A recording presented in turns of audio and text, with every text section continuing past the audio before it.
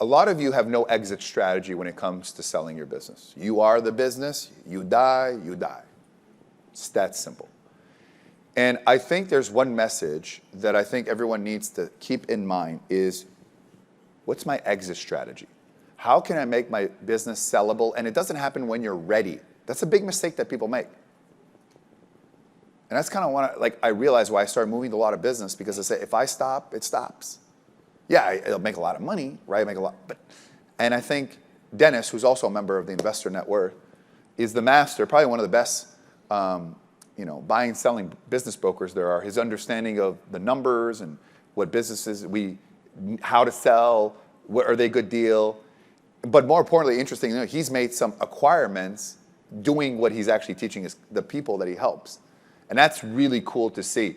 And I think, that's just like we had hiring, now we have an exit strategy. That's one thing that I want you guys to put in your head. So please welcome my good friend, Denis.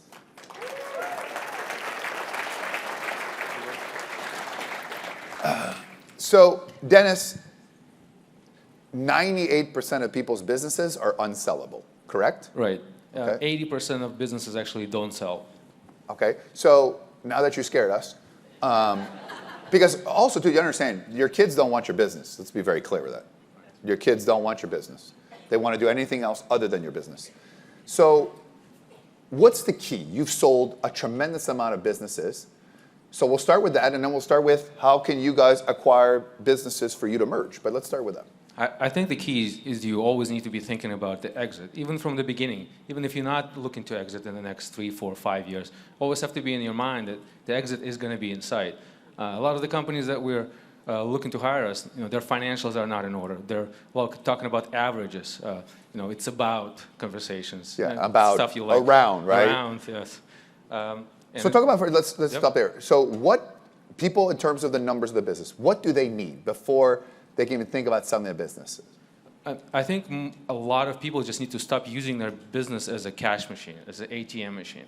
Start working the business as an actual business. Right, because what happens when you treat your business as a cash business, like a cash machine, you pay your kids, you pay everything. When you sell it, well, you're like, well, once you don't have to pay that. It actually hurts your valuation, right? It hurts because you're using your business, massages here, you're writing off your car payments. So in fact, yeah, you may be getting a little bit of a tax break, but you're hurting your valuations of hundreds of thousands. Yeah, like the numbers just don't make sense. You can save money by not paying taxes, but then what you're not getting at the end of the exit is just ridiculous.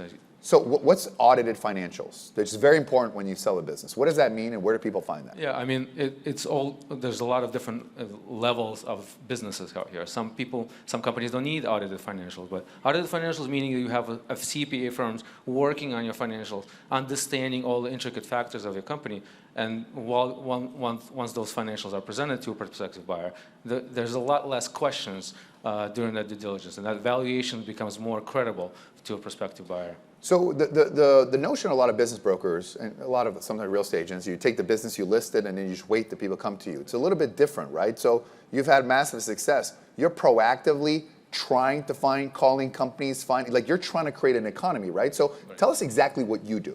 The idea of selling a company is really figuring out who is going to be the best possible buyer for the business. It's not about advertising. It's not about putting the signs out on the door, hey, I'm for sale. Send me your offers. It's about really understanding who's going to be a strategic buyer that can acquire you. Who would benefit the most from this business? Who could make more money from this company? Who would make more sales from this company? How can you cross-sell multiple products from the same company? There's just a lot of things that need to be thought about when doing that exit plan, because ultimately you need to identify that prospective buyer ahead of time. How soon should people think about the possibility of selling? I know what you think early, but what should they do, right? Because people are like, I don't want my business, I want to sell it tomorrow. But at that point, it's like you're not in it, right?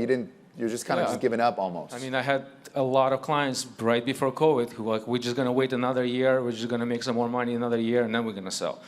You never know once the timing is right for the sale, but you got to be starting at 4 years down the road so that all your financials are in order, that your client concentration is not centric on one client or one major client. Your vendors are aligned and your employees are there. You're not the company yourself. So some of the biggest opportunities for people to grow is I have my business and I'm going to acquire another one, right?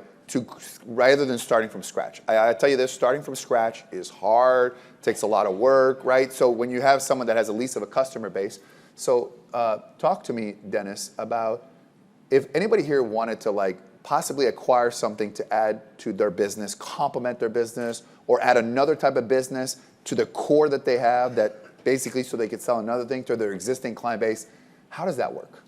The idea of strategically acquiring a company and growing by acquisition is all about how do you cross-sell multiple product lines. And you can say, well, for instance, an HVAC company, an electrician, the plumbing company, there's just so many different ways of cross-selling those product lines. That's usually the best way. The best part to start about thinking about strategic acquisition, look at your vendors, look at your cost of goods sold. Who are you bringing that products to? Who is the most on your cost of goods sold and your vendor side that you pay every single month? That's sometimes the best strategy to start with.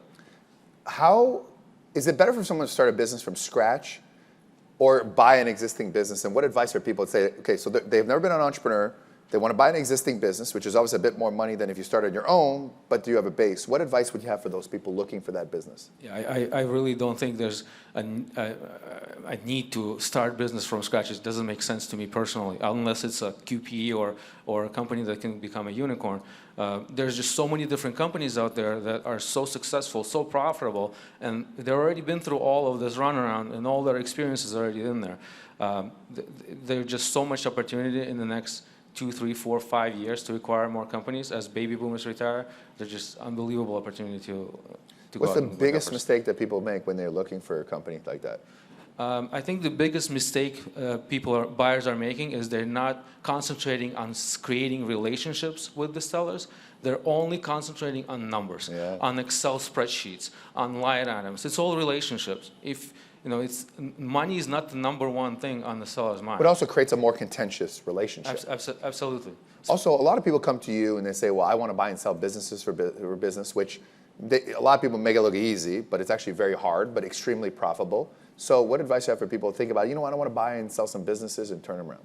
Yeah, I mean, I think it's extremely hard process, or like our typical cycle is 12 months. Right, from the time that we list the client to the time that we sell the client, it's about a 12 months turnaround. So it's a lot of work to get into it. So I think there's absolutely an opportunity to grow by acquisition and acquire companies. I just think it has to be a little bit more planned out. Pick an industry. It will be a little bit more general in terms of what industry you're looking to make. What are your experience? Get qualified through a bank. Get pre-qualified so that you're not wasting time. Line up the investors. There's a lot of things that need to be done ahead of time. Well, if anybody here wants to sell their business or they want strategic acquisitions or just looking how the game works, Denis is a member of the Investor Net Worth. He's the real deal. He knows what he's talking about. So thank you, Denis, for being here. Appreciate it.